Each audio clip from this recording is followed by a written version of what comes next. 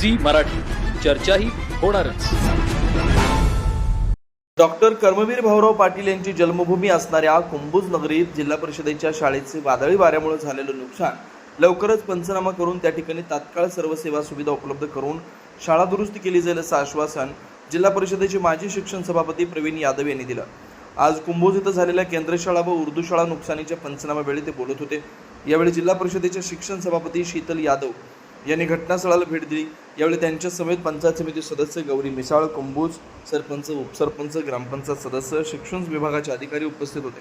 विनोद शिंगे, कुंभोज. नमस्कार, मी विनोद शिंगे. आज आपण आलो कुंभोज इथं. काल झालेल्या वादळी वाऱ्यामुळे आणि पावसामुळे कर्मवीरांची जन्मभूमी आणि शिक्षण महर्षींची जन्मभूमी असणाऱ्या कुंभोजमध्ये केंद्रीय प्राथमिक शाळेच्या आणि तसेच उर्दू शाळेच्या पत्रे उडून जो मोठ्या प्रमाणात नुकसान झाले, सदर काम मागल्या जे झालं ते निकृष्ट दर्जाचं झालं असं ग्रामस्थांचं मत आहे. परिणामी कुंभोज जिल्हा परिषद सदस्य माजी शिक्षण सभापती प्रवीण यादव व आताच्या विद्यमान शिक्षण सभापती शीतल यादव यांच्याकडून ग्रामस्थांच्या अपेक्षा आहेत. नमस्कार ना. नमस्कार. ही जी अवस्था काय झाली ते फार निंदनीय आहे. हे कर्मवीरांचं गाव आहे. परिणामी आता जे काम होणार आहे ते चांगल्या दर्जाचं, चांगल्या ठेकेदाराकडून आणि उत्कृष्ट पद्धतीचं व्हावं ही कुंभोज ग्रामस्थांची अपेक्षा आहे. बरोबर आहे. काल आपल्या ह्या तालुक्यामध्ये अतिशय प्रचंड प्रमाणामध्ये वाऱ्याचं सुळसुळाट होता. मोठ्या प्रमाणामध्ये वादळी वारा असल्यामुळं थोडंसं कुंभोज नगरीला, आपल्या ह्या शाळेला जास्तीत जास्त प्रमाणात फटका बसलेला आहे. आज जर परिस्थिती बघितली तर खरोखर खूपच वाईट अवस्था झालेली आहे. मुलांना बसण्याची व्यवस्था नाही, बाकी सगळ्या गोष्टी अडीअडचणीच्या आहेत. पण कॉन्ट्रॅक्टरच्या माध्यमातून 7-8 वर्षापूर्वी काम झालेलं आहे आणि काम ज्यावेळेला पूर्ण होतं त्यावेळेला आपण ग्रामपंचायतच्या वतीनं ताबापट्टी असेल, शाळेच्या वतीनं ताबापट्टी असेल, हा विषय असतो. आणि काम ज्यावेळेला पूर्ण होतं त्यावेळेला ती कामाची दर्जा वगैरे सगळं बघून घेऊन आपण ताबापट्टी दिलेला असतो. तर त्या माध्यमातून काय झालं याची पण पाहणी करूया. जे कोण कॉन्ट्रॅक्टर चुकीच्या पद्धतीने काम केलेलं आहे त्यांच्यात नक्कीच त्यावर कारवाई केली जाईल. पण त्या अतिवृष्टीच्या माध्यमातून जे काही नुकसान झालेलं आहे, ह्या नुकसान झालेल्याचं लवकरात लवकर याचा पंचनामा करून तात्काळ लवकर दुरुस्ती करून घेऊन मुलांना पूर्वी ज्या पद्धतीने बसण्याची व्यवस्था, त्या पद्धतीने बसण्याची व्यवस्था करण्याचा मी नक्कीच प्रयत्न करतोय. त्या पद्धतीने अधिकाऱ्यांना त्या पद्धतीने सूचना दिलेल्या आहेत. लवकर लवकर पंचनामा होऊन लवकर या कुंभोज नगरीमध्ये जे काय नुकसान झालेलं आहे ते लवकरात लवकर दुरुस्ती करून घेऊन कामाची पूर्तता होईल. अण्णा, ही कर्मवीरांची जन्मभूमी आहे, शिक्षण महर्षींची जन्मभूमी आहे. इथल्या प्राथमिक शाळांच्या शिक्षकांची पटसंख्या बघता हातावर मोजण्या इतकी आहे, पण विद्यार्थी संख्या जास्त आहे आणि शिक्षक संख्या कमी आहे. यामुळे खाजगी शाळा जोर धरत आहेत.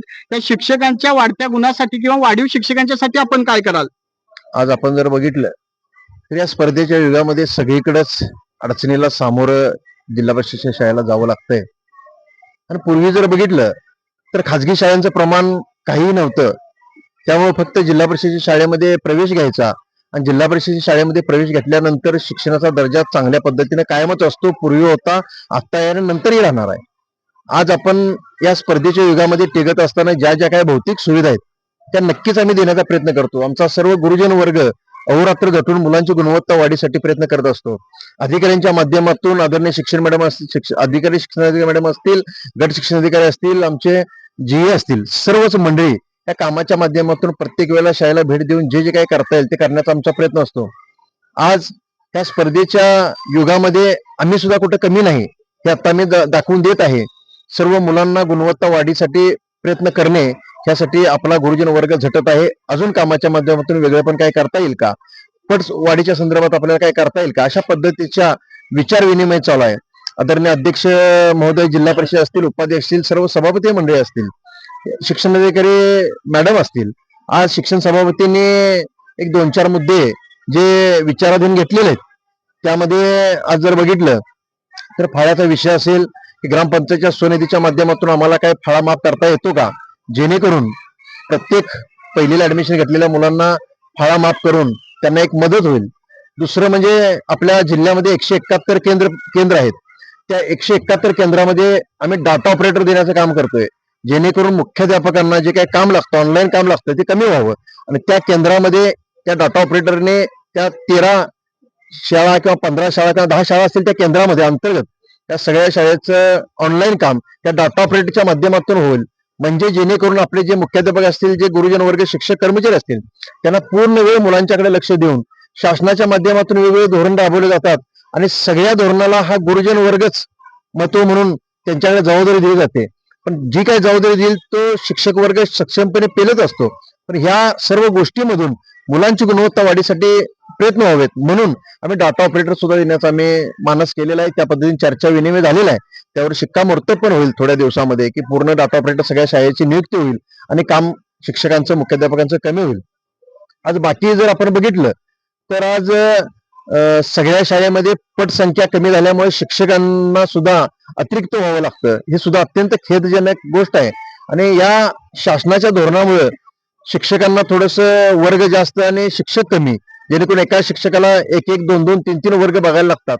पण आम्ही एक वेगळ्या पद्धतीने सगळ्यांना आव्हान करतोय की जे या शाळेतून शिकून गेलेले विद्यार्थी आहेत, जे IAS अधिकारी आहेत, जे मोठे सक्षमपणे आपल्या समाजाचा भार पेलणारी, ज्यांच्यामध्ये ताकद निर्माण परमेश्वराने केलेली आहे, असे जे काही विद्यार्थी आहेत, माजी विद्यार्थी किंवा गावातील प्रतिष्ठित नागरिक किंवा गावातील जे दानशूर व्यक्ती आहेत, आम्ही यांच्या माध्यमातून आम्ही एक आव्हान करतोय की या शाळेमध्ये ज्या शाळेमध्ये शिक्षकांची संख्या कमी आहे त्या शाळेमध्ये शासनाच्या माध्यमातून भरतीच्या अडचणी आहेत आणि पटसंख्येच्या माध्यमातून शिक्षक देत असताना काही अडचणीला सामोरं जायला लागतंय. त्या माध्यमातून ज्या ज्या ठिकाणी एक दोन शिक्षक कमी आहेत त्या शिक्षकांना मानधन तत्वावर आपल्या सुशिक्षित बेरोजगार जे झालेले शिक्षणामध्ये माणसं आहेत ते अजून पण खूप आहेत ज्यांची भरती झालेली नाही, अशा शिक्षकांच्या माध्यमातून, तरुण कार्यकर्त्यांच्या माध्यमातून आपण एक मानधन तत्वावर प्रत्येक शाळेमध्ये एक दोन तीन शिक्षक देऊन त्या माध्यमातून गुणवत्ता वाढीसाठी काय प्रयत्न करता येईल का, ह्या माध्यमातून आमचा विचार विनिमय चालू आहे. पण सगळं शासनाच्या माध्यमातून करणं थोडंसं अडचणीचं होतं. तर काही गोष्टी दानशूर व्यक्तीने सुद्धा ही जिल्हा परिषद शाळेमध्ये जे काही शिकून गेलेले विद्यार्थी आहेत म्हणा किंवा जे आपल्या समाजामध्ये उपयोग चांगल्या पद्धतीने होऊ शकतो असे उद्योगपती माणसं आहेत, त्या माणसांच्या माध्यमातून प्रत्येक ग्रामपंचायतनं सुद्धा पुढाकार घेणं गरजेचं आहे. गावातील मंडळींनी, शाळा व्यवस्थापन समितीने पुढाकार घेणं गरजेचं आहे. आमच्या गुरुजनांच्या माध्यमातून सुद्धा पुढाकार घेतला जातोय की या मानधन तत्वावर काही शिक्षक नेमून ते वर्षभर त्यांना काही लोकवर्गणीतून असेल, काही शासनाच्या माध्यमातून असेल, काही उद्योगपतीच्या माध्यमातून असेल, त्यांना मानधन देऊन त्या शाळेची गुणवत्ता वाढीसाठी प्रयत्न करावेत, अशा पद्धतीचं आम्ही आव्हान केलेलं आहे.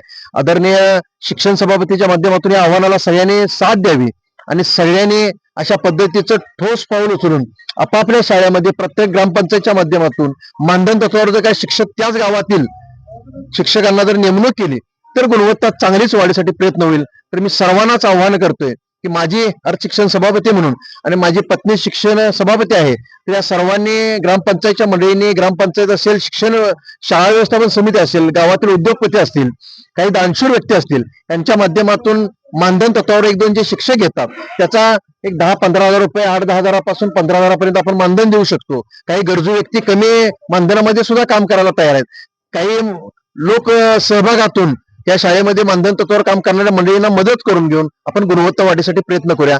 तर ह्या गोष्टीकडे सर्वांनीच लक्ष देऊन, ग्रामपंचायतनं लक्ष देऊन, शाळा व्यवस्थापन समितीने लक्ष देऊन हे अशा पद्धतीचे मानधन तत्वावर शिक्षक ठेवून त्या शाळेला उभारी देण्याचं काम आपण सर्वांच्या माध्यमातून करूया, अशी मी सर्वांना विनंती करतो आणि आवाहन करतो.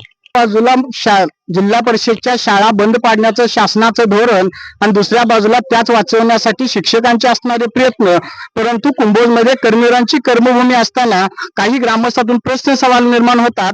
जिल्हा परिषदमध्ये काम करणाऱ्या शिक्षकाची मुलं सुद्धा त्याच शाळेत शिकली पाहिजेत असा सर्वसामान्य माणसाचा जनहात आहे. ग्रामपंचायतनं घरपाडा पाणीपट्टीत ऍडमिशन घेणाऱ्या विद्यार्थ्यांना सूट दिली, परिणामी जिल्हा शिक्षण समितीचं सभापती पद या कुंभोज जिल्हा परिषदमध्ये असताना या शाळांचा नक्कीच विकास होईल अशी असं मत आता प्रवीण यादव यांनी मांडलं. त्याबद्दल मी त्यांचा आभार मानतो. विनोद शिंगे, कुंभोज.